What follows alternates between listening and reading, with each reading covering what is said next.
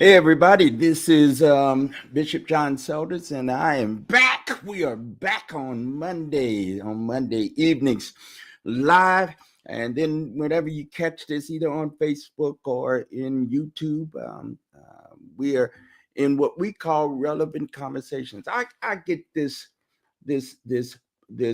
wonderful opportunity to have conversations with my friends, to have conversations with people I think are interesting. With folk that are doing stuff, and we get to chop it up for a little bit in and around things that I believe are important and pertinent and relevant. And so I'm here this evening today with my brother and my comrade in the work of justice here in Connecticut. We've known each other for, it's been a long time now.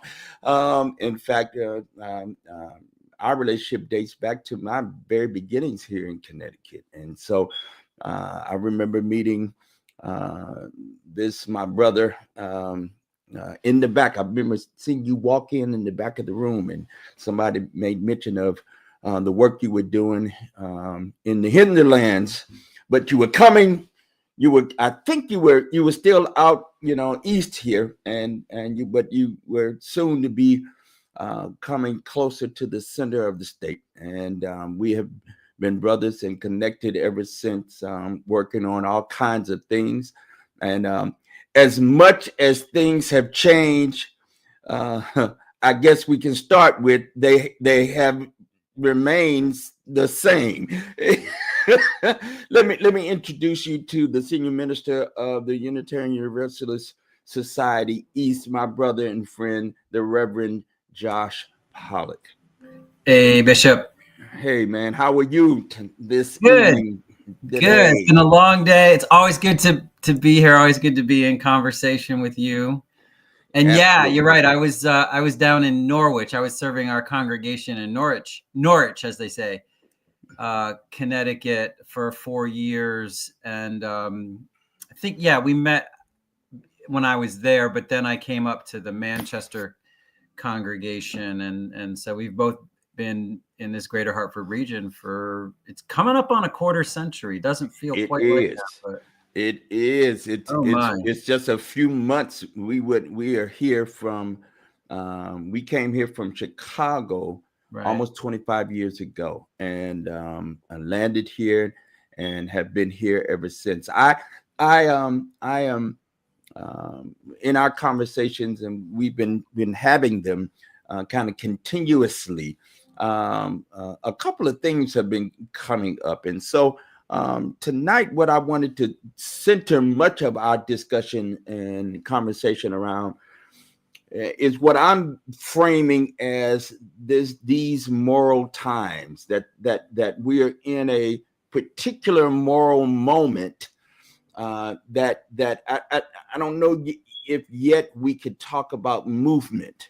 I think, we've had several kinds of movements over the course of these recent years, but I certainly believe that as persons of faith, that we got to talk a little bit about what these times mean for us, as we dig into the reality that, though we give a lot of credence to those that are in places of authority like government, folk who are given the responsibility to govern.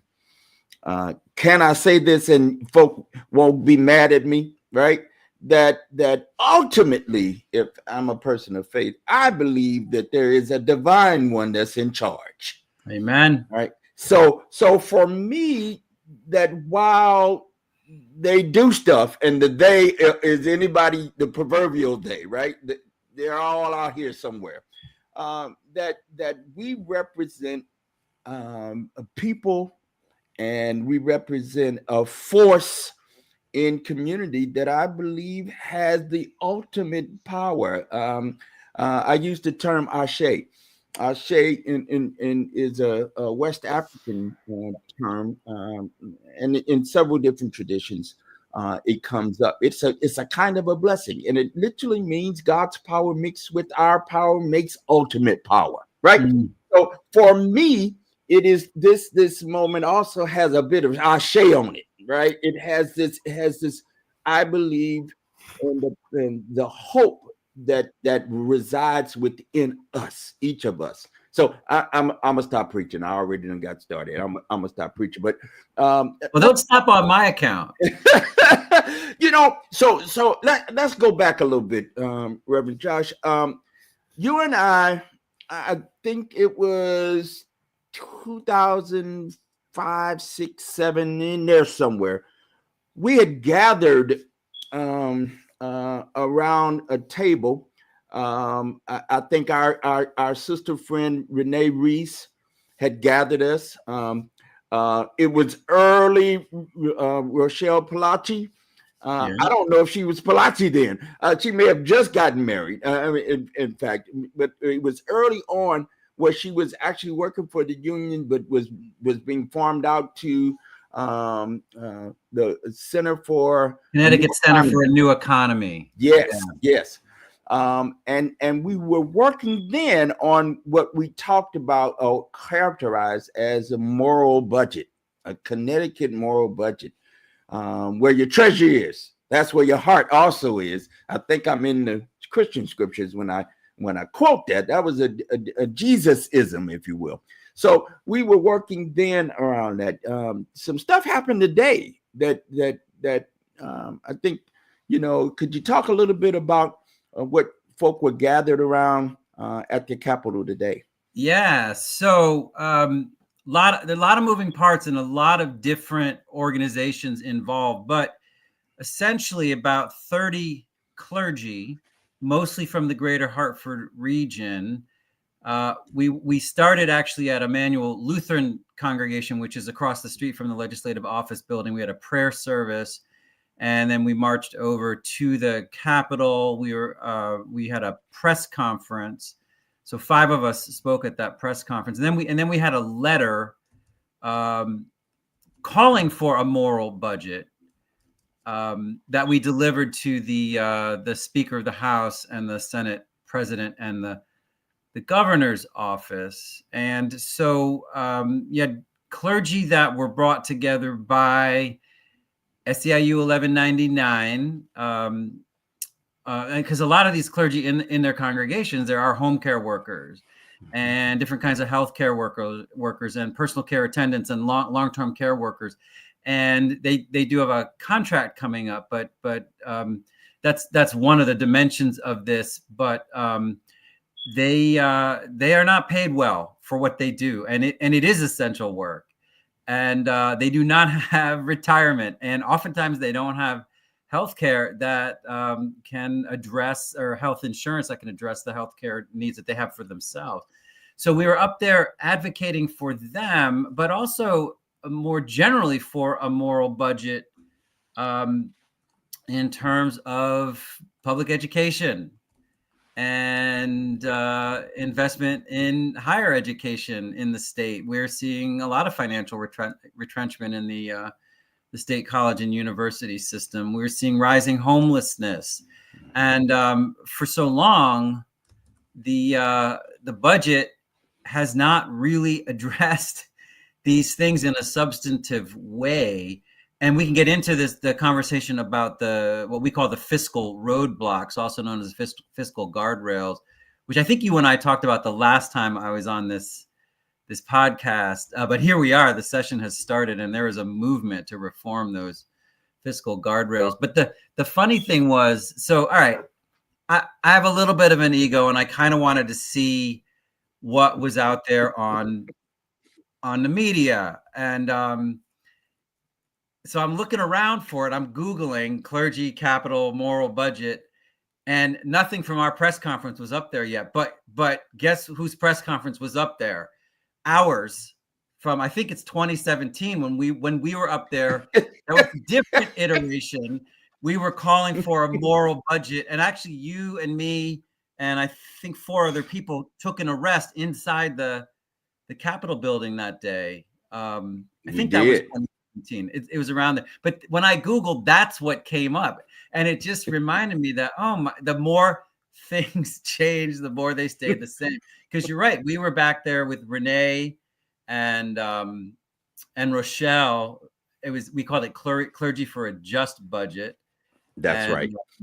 That was in the aughts. And then last decade, it was this other iteration. And now we're back. Here we are again. Yeah, it was a good action, though. I mean, there's some new faces, or at least people I'm not used to seeing alongside the union, or alongside the Interfaith Coalition, or alongside Connecticut for All, which we can also talk about. But so it was good. There were a lot of us, and it went pretty quickly, and the none of the actual politicians were there, but they all sent their chiefs of staff, and so it was a good action.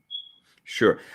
I'm glad we're beginning our conversation here, because one of the things that I have tried to remind folk of is that regardless to what's happening in Washington, D.C., and there's a lot to be concerned about what's happening in our nation's capital politically, that lots of what we are faced with day to day are going to happen here in Connecticut.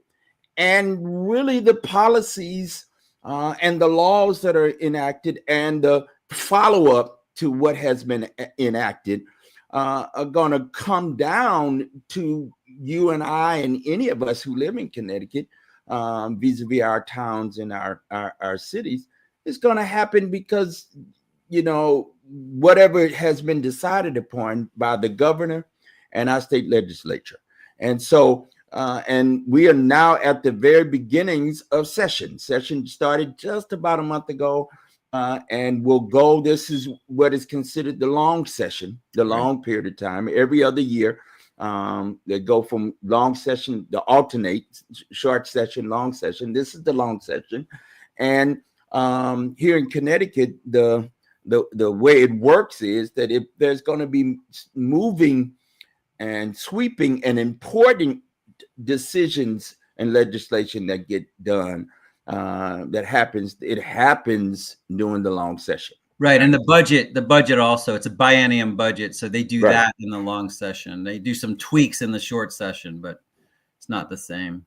That's exactly right. So when it comes to, this time, I think those of us who pay attention to these things have to pay attention this session, right? It's the long session that requires us to be a bit more vigilant. And it's been my experience that there'll be a lot of sorting that goes on. There's a lot of hyperbole. There are folk who are, well, I'm not quite sure. It's the kind of same old dance, right? And then it gets hot, April, April.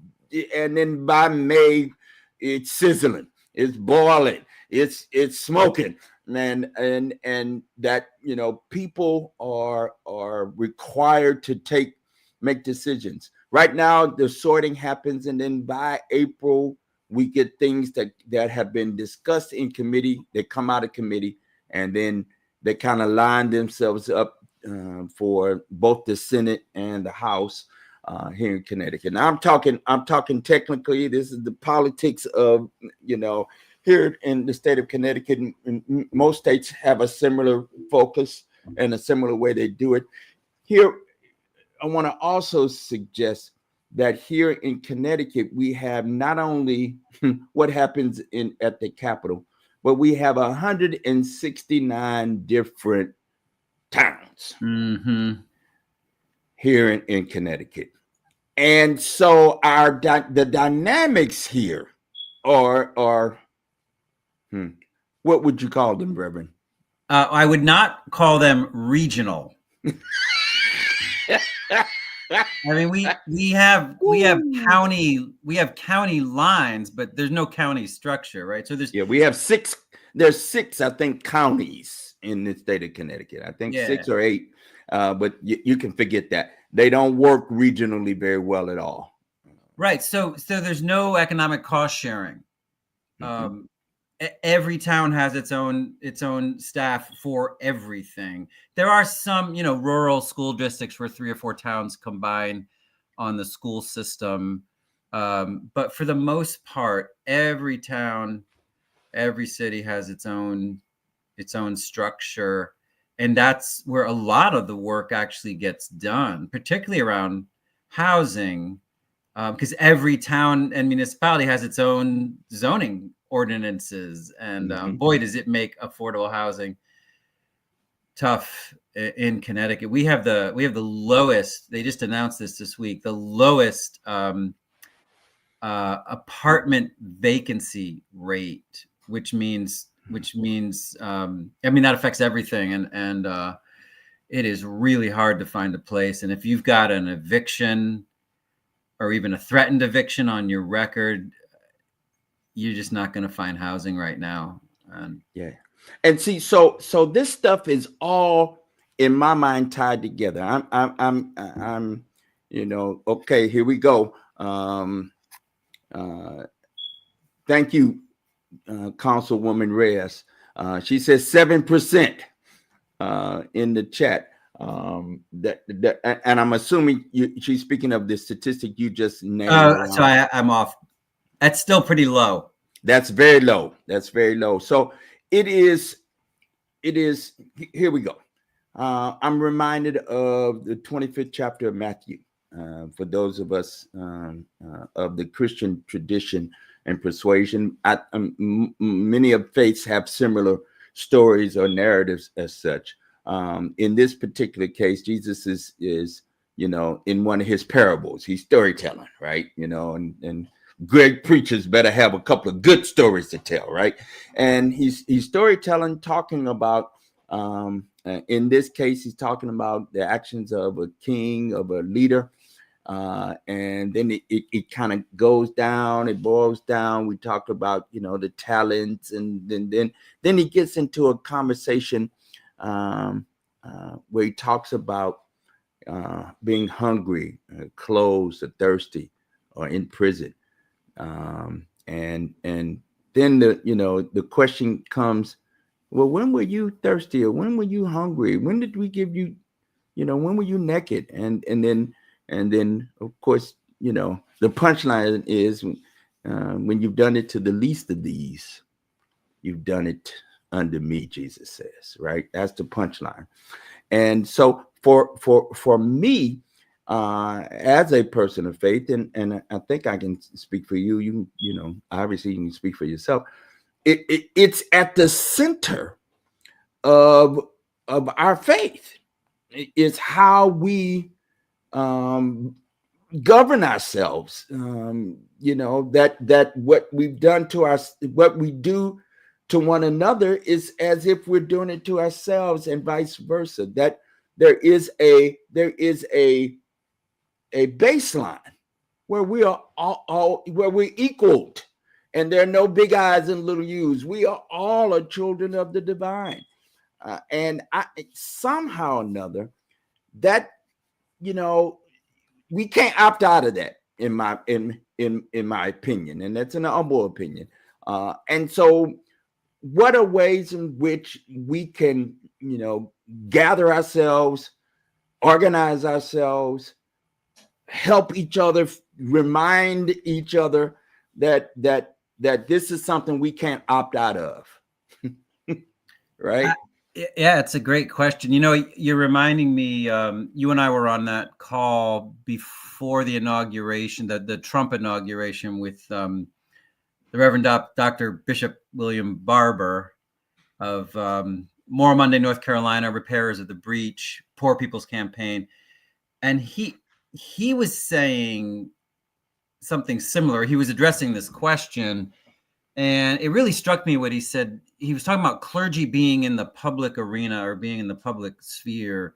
And he said there's really only one reason clergy should be in the public sphere, and that is to advocate for the least of these. So he's quoting that same scripture, the Matthew 25. And I had never thought about it that way, but I think, at least for me, that's a test I hope I pass. That when I'm in the public square, I am keeping in mind the folks who are most targeted, or the folks who are most at risk, and always looking for the policy or the law that is the source of that risk, or the source of that vulnerability, or the source of that impoverishment, and then going after that law or that policy. And so I think the question for me is, and you were starting to talk about this earlier, Bishop, where do we have power? And it's interesting that obviously people are upset. I'm upset about what's happening in Washington, D.C., and this flooding of the zone with executive orders and these just dramatic and wild statements about foreign policy that no one ever thought you'd hear an American president say. So these things are happening, and we're all getting upset. We're all getting wound up, which is exactly what they want. And I have to remind myself, but I actually don't have a power base to address that. Maybe our legislative, our federal legislative delegation does, and maybe there's some people in the state that do, but I have to stay focused on the folks, the least of these in my midst. So I serve in Manchester. So who is under attack in Manchester, and who is under attack in the greater Hartford region, and to some extent in Connecticut? And I think it's a discipline as clergy, as people involved in social justice work, as people who do some community organizing. It's a discipline to hold on to your power analysis, and to know what your limits are, and to know when you're actually wasting time, and to know when you're being spun around and you don't actually need to be, right? Because that's why they're doing it. They're flooding the zone, so we spin, and then they do something else while everyone's looking the other way. I think right now it's very clear immigrants, particularly undocumented people, but not only undocumented people, are probably the most vulnerable. Trans people and other queer people, they're really coming after them. And one thing I see is trans people, queer families leaving the South. Yeah. So let's stay here for just a moment longer, because my beloved, she says it this way, whenever there's chaos and a lot of attention that's on this side, right?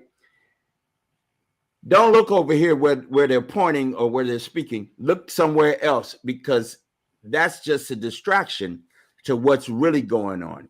And of course, again, this is not the first time we've had um, somebody in the Oval Office that does this kind of activity. I mean, Right. in the first iteration of their administration, they did the very same thing. And one of the things I said, we were hosted an event at your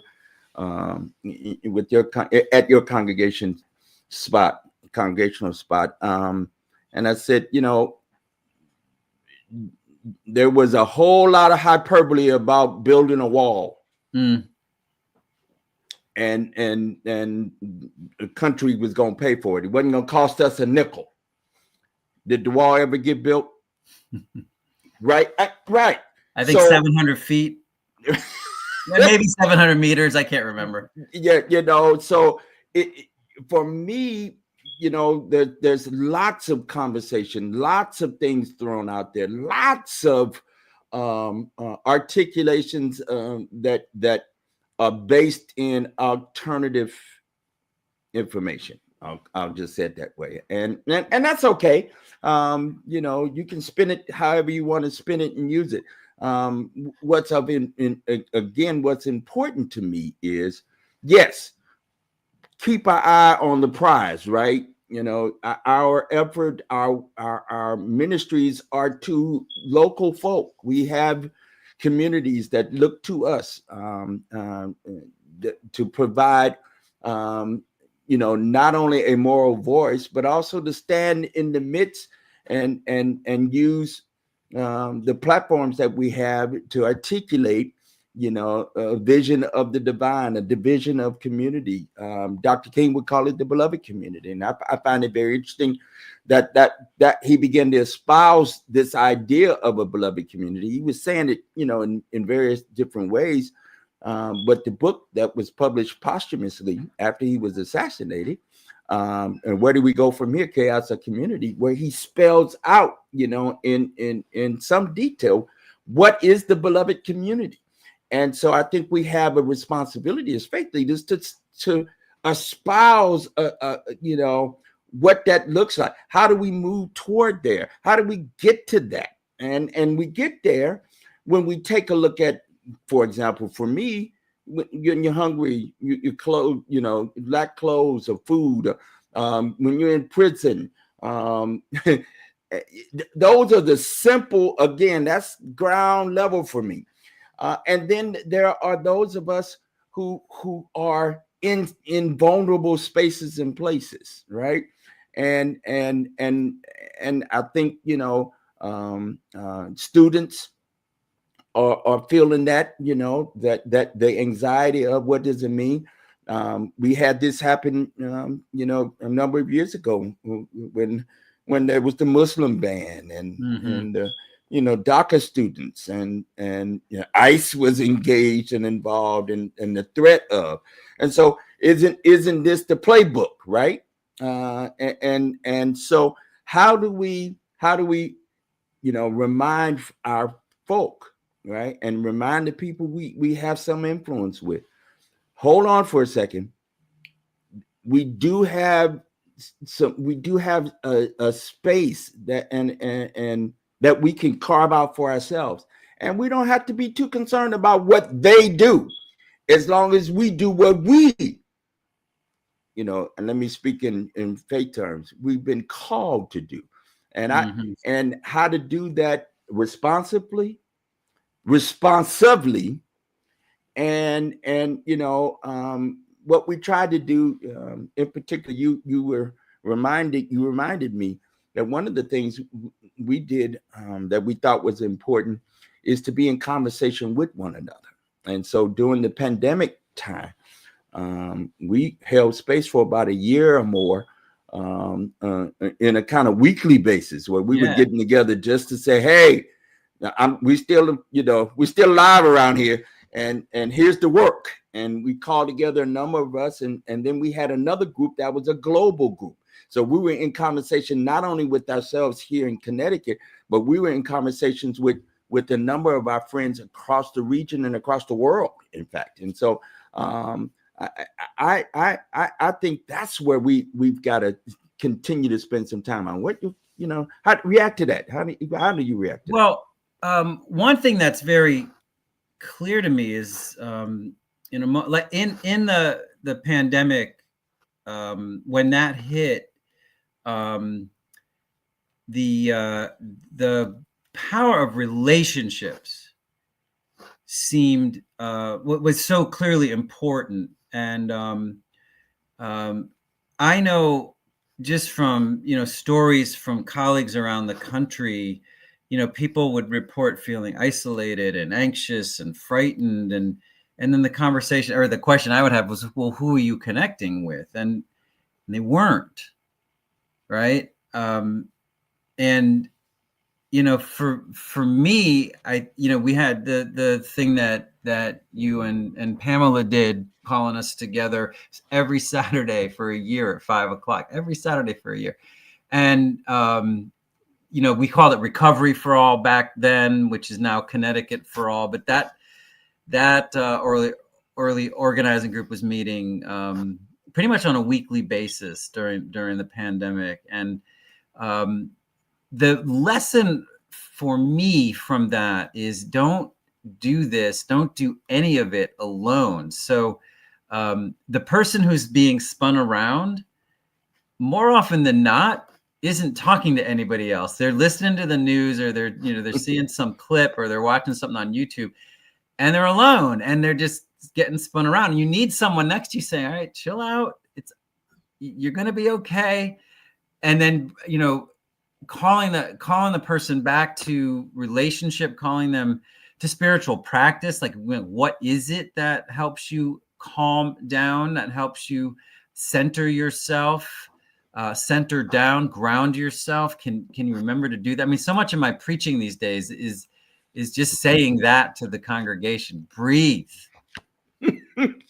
Mm-hmm. Breathe. This past Sunday, so it's Groundhog Day. For us, that's somewhat of a big deal, also because Manchester has Chuckles the groundhog.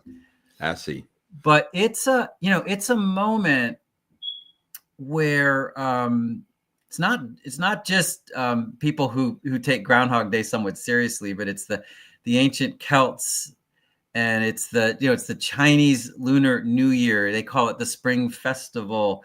There's all sorts of spring observances that happen now, even though we're still in the middle of winter. And it's just about, how are you starting to turn towards spring? How are you starting to turn towards hope? How are you getting ready to rise up when spring actually comes? How are you getting ready to emerge? What ground are you preparing? And it's that kind of message. When I talk about spiritual practice or just spiritual centeredness, we need that. And I think we do that best in community. There's always solo practitioners, but I think we do it best in community. And, going back to the thing we did today at the Capitol, that wasn't just like one group. It was a lot of different groups, a lot of clergy from a lot of different faith traditions. We got to be in this together. I do think that's what's going to counter all the hell that's being unleashed, and all the attacks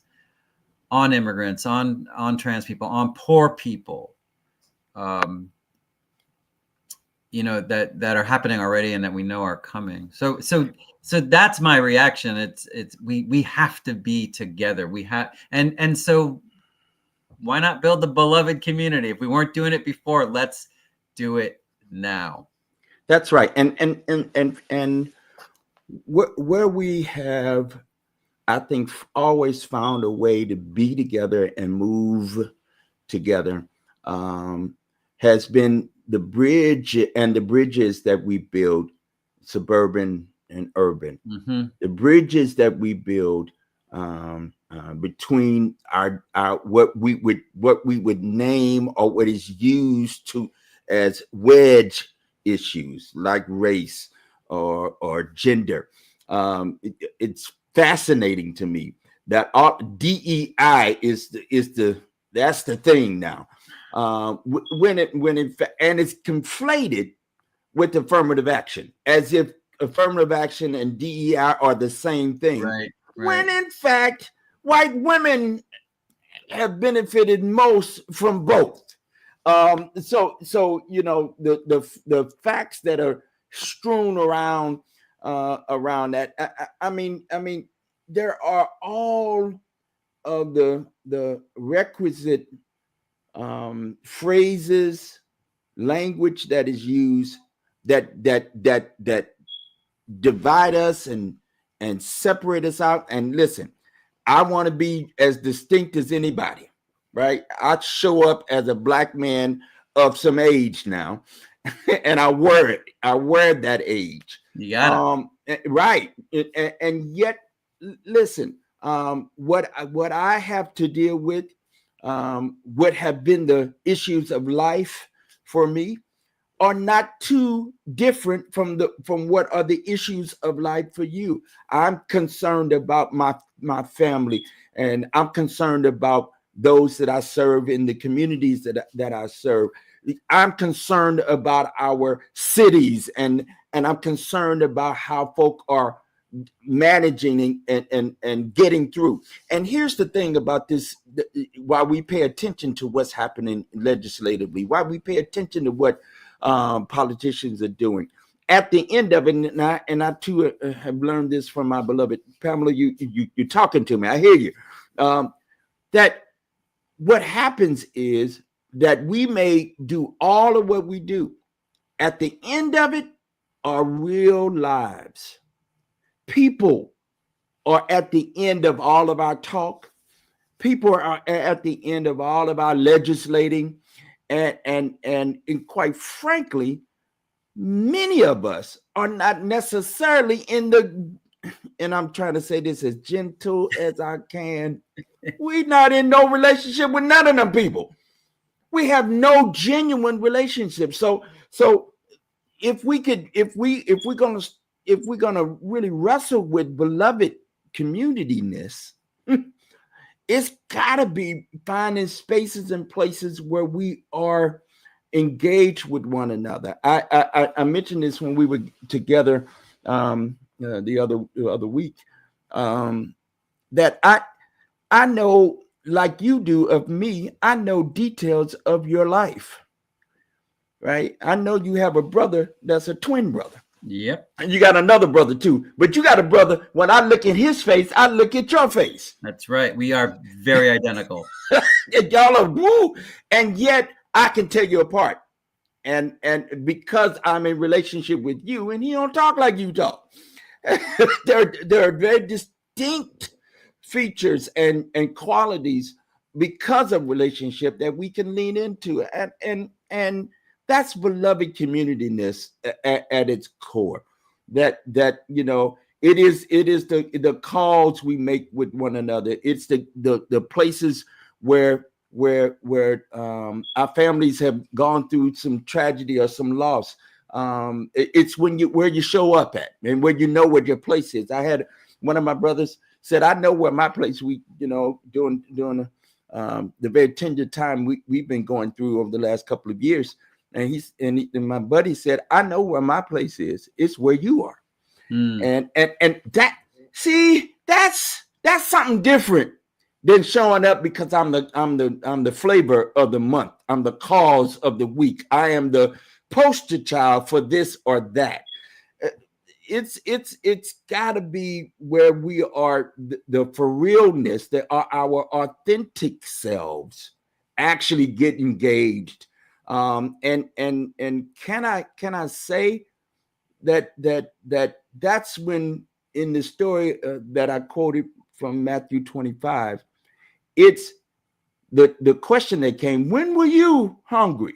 When were you thirsty? When did we give you something to drink? You know, when were you naked? I don't, wait a minute, I don't remember that. That's when it is.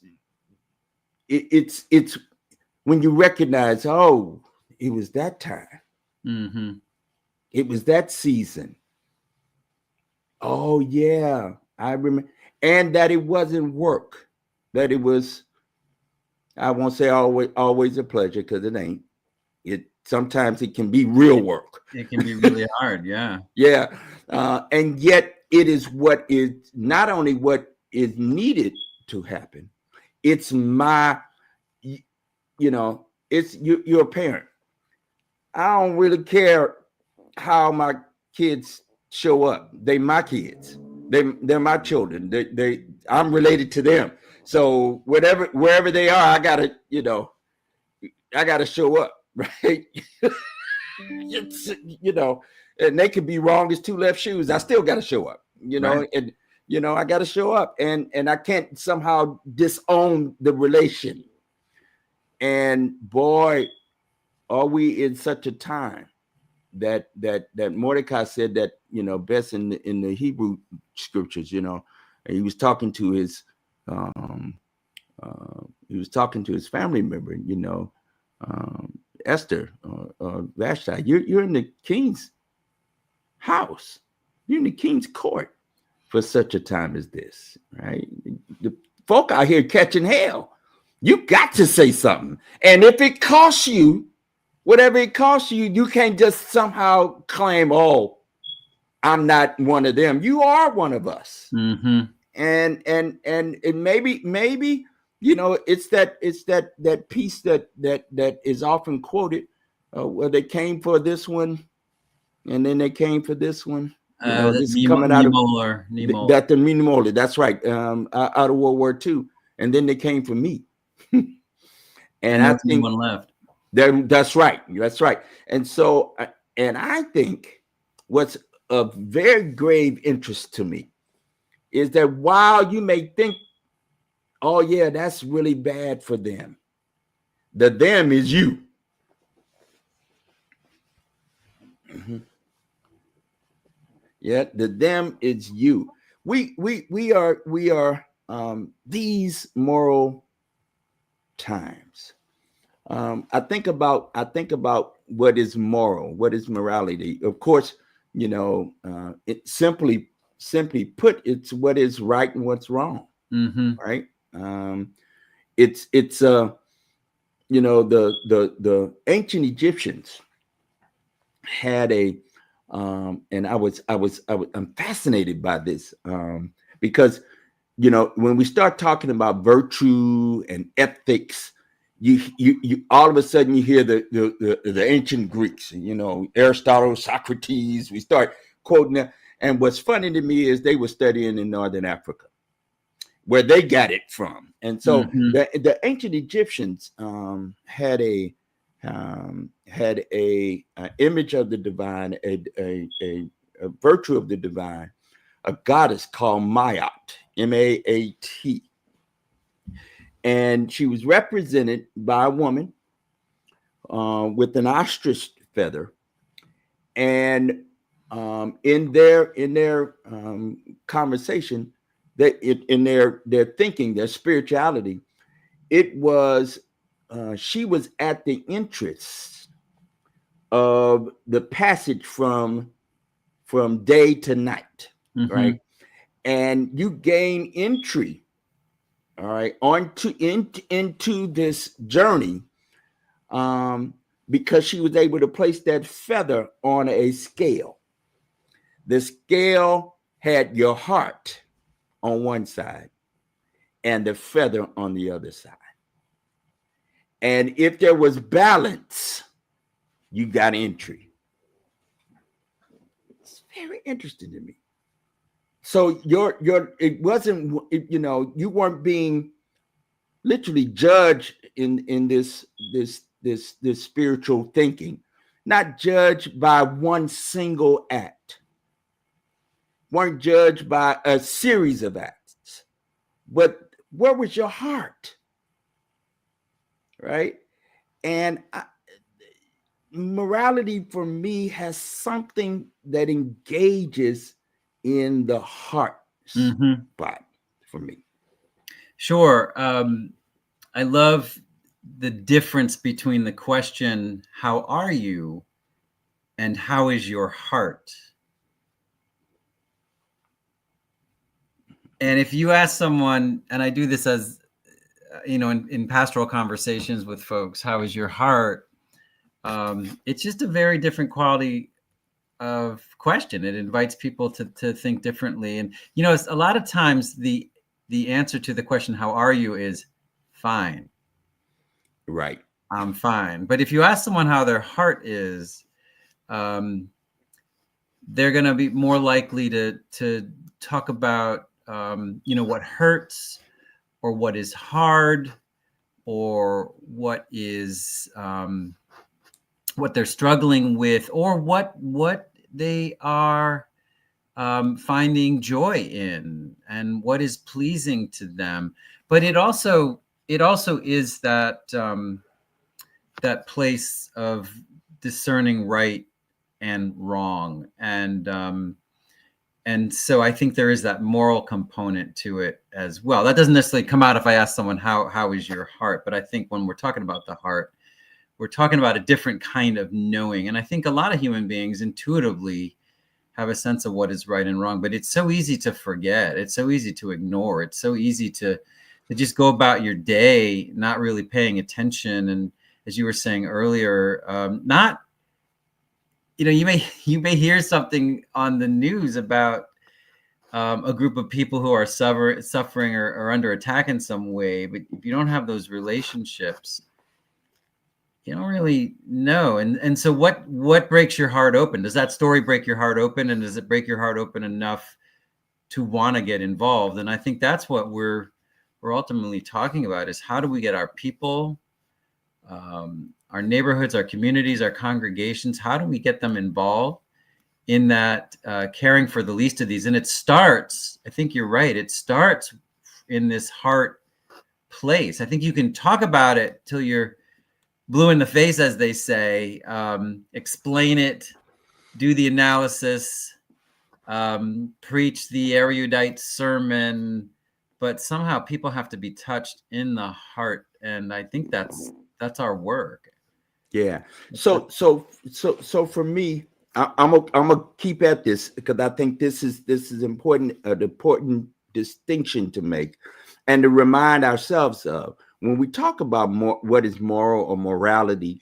We get that word from a couple of different words, right? In our English, one, the Latin word that has to do with manner or manners. The other part of that is character. Mm-hmm. All right. Behavior, what is proper or good behavior, right? So it's a blend of that has something to do. I absolutely has something to do with the heart. It has something to do with your intentions, has something to do with the decisions you make, how you approach a thing, what comes authentically out of you, what flows from you. It's passion, it's compassion, it's empathy or sympathy. What rises, right? And it is there that then what flows easiest, quite frankly. And what we hear a lot of, my beloved said it like this the other day that I got tickled. What's being espoused in some way is what folk really think. They just, we in an era of political correctness. They just won't say it out loud, but they think it, right? And the comments made in the tragedy of the Black Hawk helicopter, plane. I think it was an American flight, American Eagle, tragedy. Yeah. A few days ago, where it all of a sudden became an issue of the wonder of somebody's skin color. Really? That their ability to fly a plane, or there was some air traffic control, all of it was lies. Maybe there was a transgendered person operating the helicopter. That thing went all crazy in the few hours of the tragedy. It was the same with the Los Angeles fire. They blamed DEI for that too. Yeah, right. So for me, this getting at the heart piece, and ultimately how, what are our good behaviors, what are our intentions, what are our decisions or actions.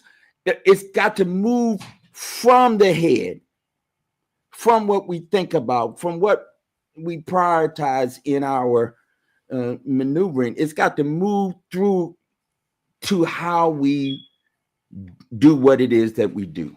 Right? What do we what's the consistency of our lives? And quite frankly, this is where it gets all of us, right? I think none of us are immune to this discussion of the right and wrongness of it all. And I say it all the time. You've heard me say it any number of times. There are just some things that are just right. You don't have any, nobody needs to teach you that, and then just some things that are just toe up from the floor of wrong.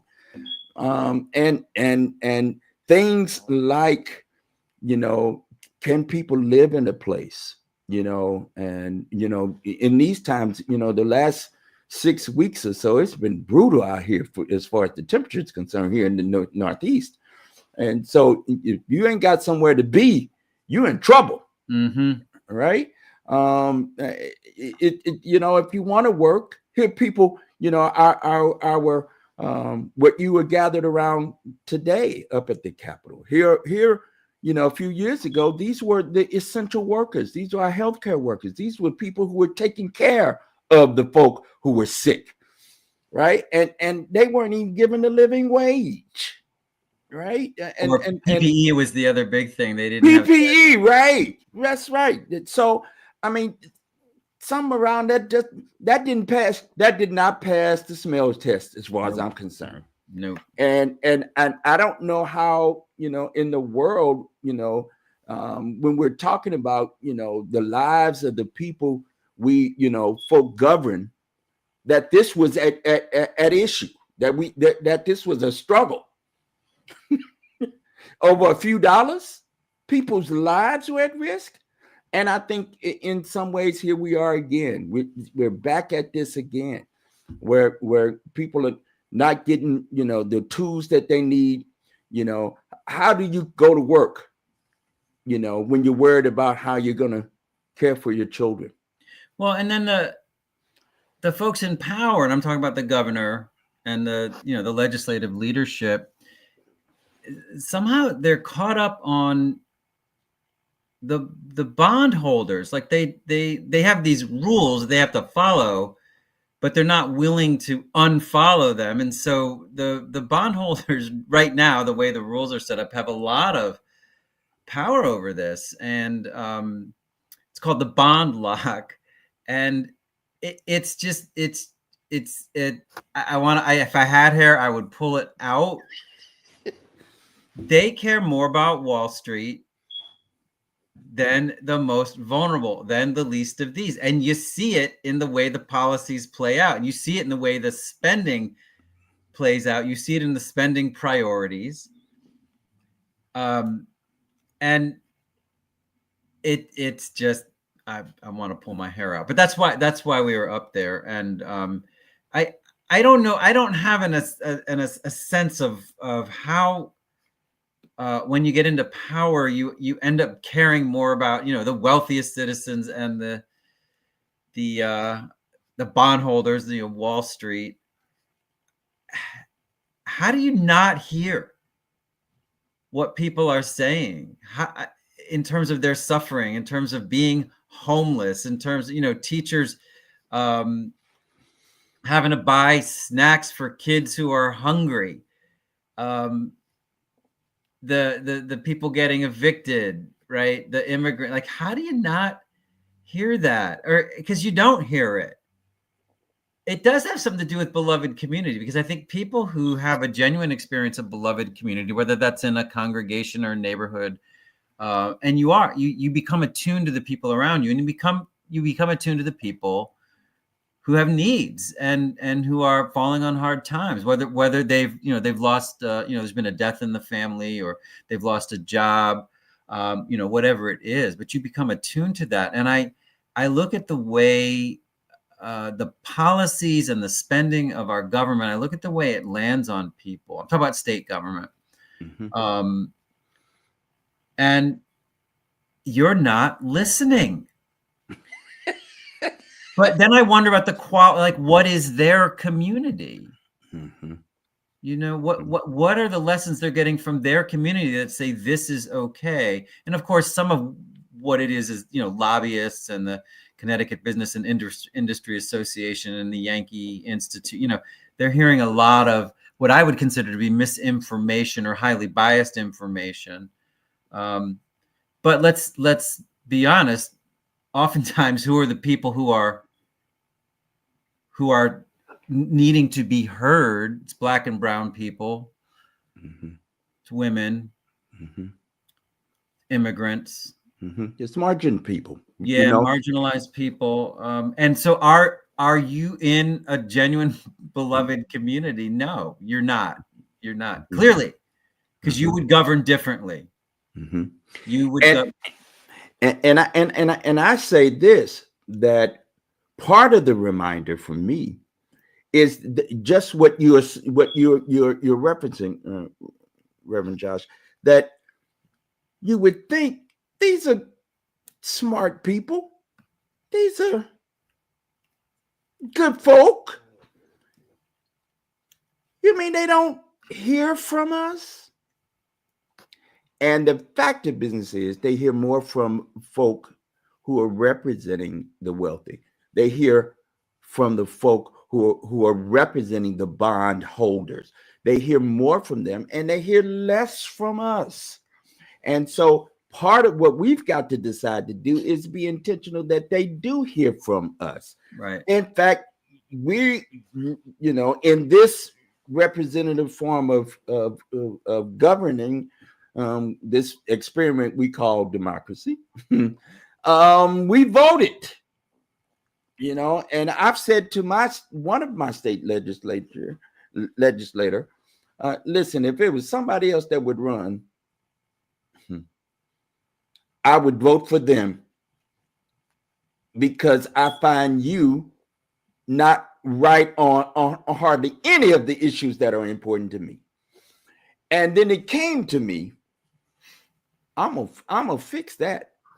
You may vote the way you vote, you may govern the way you govern, but you're gonna hear from me on everything I think is important. You're gonna at least hear from me. Bishop Seldes is saying, Lord, he's in my inbox again. And true that, I'm in their inbox.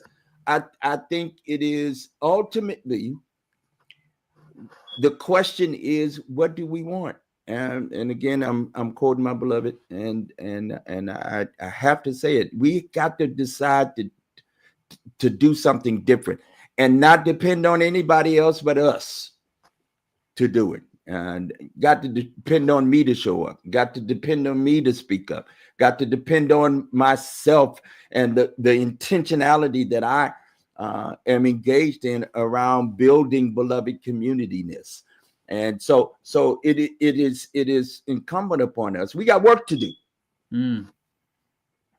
We got work to do. I would be remiss if, this third day of February, Black History Month, I was reading,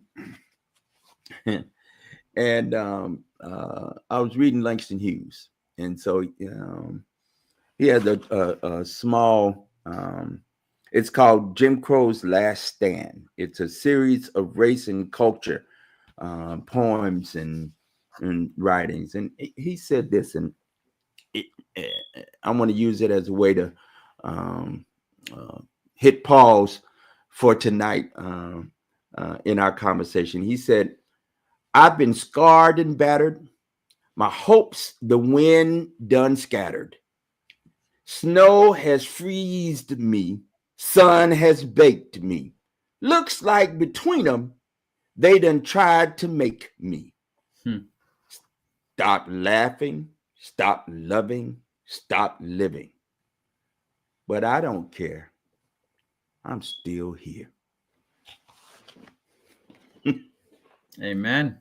And so for me, for what it's worth, yeah, we in a situation right now, and the stakes are pretty high, as they always are. You know, every election is an important election. It's the most important election of our lives, we say. And here we are in this legislative moment here in Connecticut. Here we are, battling and struggling with forces that would beat us down and exclude us from just about every. They don't want us in the history books. They don't want to. They don't. Anyway, it's a lot going on, and yet I love Prophet Hughes in this moment. That okay, there's a lot going on here, but I'm still here. Still here. And still here.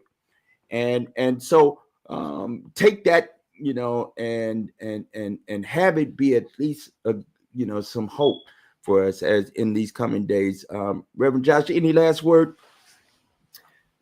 We do have a lot of work to do, and we haven't even talked about the immigration work that we're doing. But we'll save that for next time. But it's good to have been in this struggle and these various movements with you, and it is good to still be in them because we are still here. And I say this with love and admiration. More to come. Yes, more to come.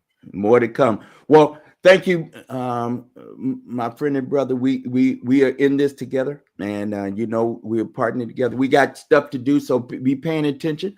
If you're on Facebook, like us, share this platform out. I would also ask you to send it around. Go to find us on YouTube.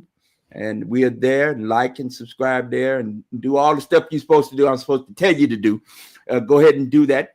And we're going to be back at you. I promise a couple of things. I promise that we're going to be on the case. Reverend Josh and I are scheming. Y'all, you got to know we are planning and scheming. We got stuff we're going to be doing and coming at you real soon.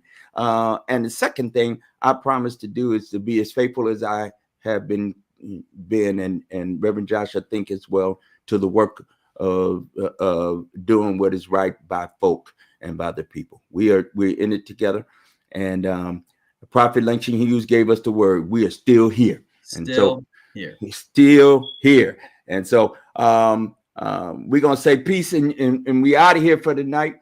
But I promise you, same bat channel next time, same bat station.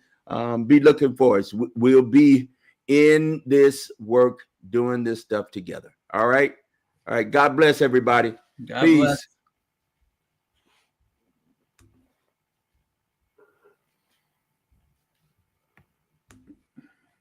All right.